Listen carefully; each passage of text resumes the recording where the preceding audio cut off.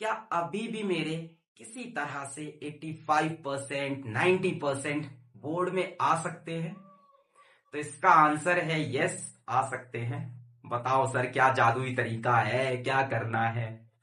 जो तुम्हें अपने अंदर इस टाइम लेकर आनी है वो है कॉन्फिडेंस, सेल्फ बिलीफ, जो इस टाइम एकदम गायब हो रखा है तुम्हारा।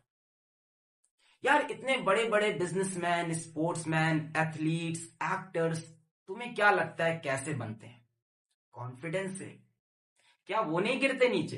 अरे यार, वो इतनी ऊंचाई से इतने नीचे गिरते हैं ना, और वापस खड़े होकर फिर ऊंचाई पे जाते हैं, क्योंकि उन्हें पता होता है इट विल हैपन। क्या? It will happen. सभी ने एवेंजर देखी होगी, आयरन मैन के सभी फैन होंगे, है ना? इतनी मूवीज देखी, क्या सब वेस्ट गया? कुछ तो लेकर आओ वहां से। याद है एक बार आयरन मैन एक गुफा में फंस जाता है, केव में, और वहां पे वो वेस्ट से, स्क्रैप से अपने लिए फ्लाइंग सूट बनाता है, गिव अप नहीं करता। तो तुम्हें भी अब यही करना है कि वेस्ट है तुम्हारे पास, नॉलेज ज्यादा है नहीं, थोड़ी बहुत वेस्ट है, उसको इकट्ठा करना है, अपने लिए फ्लाइंग सूट बनाना है और उड़ कर जाना है 90% की तरफ। हाँ, जोश तो आया, पर अंदर से आवाज आई, नहीं होगा नहीं होगा नहीं होगा। तुम अपनी बाउंड्रीज बनाकर उसी में फंस गए हो। तो सबसे पहली चीज, कॉन्फिडेंस और self believe. It will happen, it will happen. किसी की मत सुनो। हाँ, पता है कि बहुत से दोस्त होंगे जो निगेटिव बातें करेंगे, स्पेशली वो जिनको पता है कि यहाँ से उनका कुछ नहीं होना है, तो तुमको ही बोलेंगे यार अब क्या हो पाएगा, साल भर हम लोग पढ़े नहीं है, कुछ नहीं होगा कुछ नहीं होगा। बिकम डेफ, बहरे बन जाओ निगेटिव लोगों से, निगेटिव बातों से, काम बन जाएगा। उन दोस्तों का साथ एकदम छोड़ दो अभी, एकदम। इतनी बात क्लियर हुई? कॉन्फिडेंस रखो, निगेटिविटी से एकदम दूर रहो। इसके बाद मैं देने जा रहा हूं तुमको मैजिक मंत्र। मैजिक मंत्र ये है कि तुम जब पढ़ने बैठोगे तो सबसे पहले अपना सिलेबस लेके बैठो, किताब लेके, सिलेबस लेके, और मार्क करो कि इसमें से क्या हो गया, क्या बचा है, क्या हो गया, क्या बचा है। बहुत ज्यादा बचा है, कोई बात नहीं, सबको मार्क करो। अब किताब से उठा के सिलेबस मत पढ़ना, अब जाओ प्रीवियस ईयर पेपर पे, चैप्टर वाइज, कोई भी सब्जेक्ट हो, physics, chemistry, maths, English, chapter wise previous year पे देखो कौन से सवाल आ रहे हैं, फिर उठा के वही चीजें पढ़ना स्टार्ट करो और उसके आसपास पढ़ो। थोड़ा समझाते हैं इस बात को। मान लो हम तुमसे कहते हैं कि तुम या अपने घर से किसी मॉल तक चले जाओ, तुम्हारे शहर में जो भी मॉल हो, तुम गए ड्राइव करके, फिर तुम लौट के आ जाओ, तुम लौट के आ गए। मैंने तुमसे कहा कि बेकरी की शॉप कहां पे थी, मैंने तुमसे कहा टायर पंचर की दुकान कहां पर थी, मैंने तुमसे कहा कि पहला सिनेमा हॉल कहां पर पड़ा, है ना? तो हो सकता हो तुम ना बता पाओ, सोचते रह जाओ। अच्छा, मान लो मैं तुम्हें पहले ही सवाल पूछ लेता कि देखते हुए जाना कि बेकरी की शॉप कहां पर है, देखते हुए जाना कि टायर का पंचर कहां बनता है, और देखते हुए जाना कि पहला सिनेमा हॉल कहां है।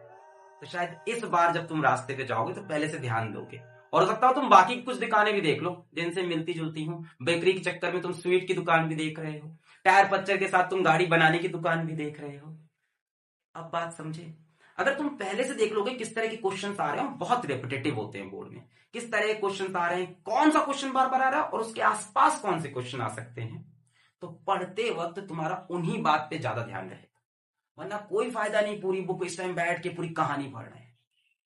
तुम इस टाइम वही इंपॉर्टेंट चीजें पढ़ोगे जो आ रही हैं, जिसके आसपास की चीजें आ सकती हैं।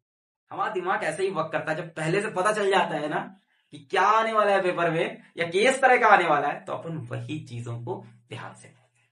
ठीक है? अब इसके बाद जब भी आप पढ़ने बैठो तो अपना सारा स्टडी मटेरियल एक बार में लेके जाओ, कि अपनी उस सब्जेक्ट की बुक, उस सब्जेक्ट के नोट्स, प्रीवियस ईयर पेपर, सब एक बार में ले जाओ टेबल पे। ये नहीं कि बार बार उठ रहे हैं, ये चाहिए वो चाहिए, उससे दिमाग ना डिस्टर्ब होता रहे। अपने पेरेंट्स को पहले से इन्फॉर्म कर दो कि ये मेरे स्टडी आवर्स हैं, इस बीच आपको ना बुलाएं कि धनिया ले आओ, ये कर दो वो कर दो, किसी काम के लिए। अपने फोन को उतनी देर के लिए साइड कर दो। इस टाइम तुम डिस्ट्रैक्शंस में नहीं फंस सकते, बहुत क्रूशियल समय है। साल भर चल जाता, देखो ऐसे समझो कि साल भर आप कार की बैक सीट में थे। बैक सीट में बंदा कैसे बैठता है? ईयरफोन लगा के बैठा होता है, गाना सुनता है, अगल बगल बातें करता है, बाहर के नजारे देखता है, मस्त सो जाता है। तब ड्राइविंग सीट में तुम्हारा कोचिंग टीचर था है ना? तुम्हारा स्कूल टीचर था, ध्यान से चला रहा था गाड़ी। पर अब आप खुद ड्राइविंग सीट पे हो। अब इस टाइम आप गाने सुनोगे, इधर उधर देखोगे, गाड़ी भिड़ जाएगी, एग्जाम एकदम नजदीक है। So you have to take control of your car as well as your life. अब तुम्हें ध्यान से गाड़ी चलानी, कहीं लड़ेगी तो डिस्ट्रैक्शंस के लिए इस टाइम तुम्हारे पास 0% स्पेस है, फोन को एकदम साइड करना है इस टाइम। अच्छा, इस टाइम तुम अपने खाने पीने का भी ध्यान देना। ये नहीं कि बर्गर खा रहे हैं, पिज्जा खा रहे हैं, फास्ट फूड को जितना हो सके इस टाइम अवॉइड करो। ऑयली चीजों को, फैटी चीजों को अवॉइड करो। इससे बॉडी लेथार्जिक होती है, नींद ज्यादा आती है, पढ़ाई वढ़ाई में इंटरेस्ट कम आता है। कोशिश करो इस टाइम फ्रेश वेजिटेबल्स खाओ, फ्रूट्स खाओ, है ना, बादाम खाओ, अखरोट खाओ। इन सब से ना कंसंट्रेशन बढ़ता है।